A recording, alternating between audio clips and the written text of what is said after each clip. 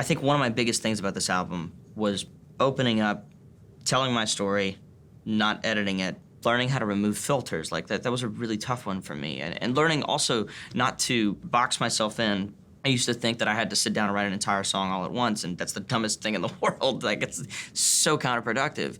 And I've written more by myself. I've become less insecure about writing by myself, and I've written more than I ever have in the last, 6 months. And when I started this record, it was the first time that I'd ever done anything like this, because I didn't just write 100 songs, take it into a room, and see what happens and name the album. I named the album first. In my mind, I didn't tell anybody this, but in my mind, I was making a record assuming that no one would ever hear it.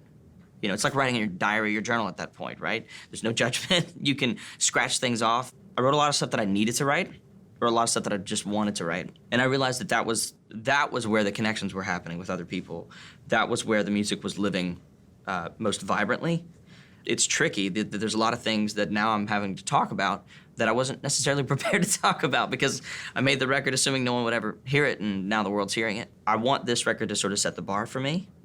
It does, in the form of honesty, in the form of presentness. This should be the place where we start every other album, Do you like what you just watched?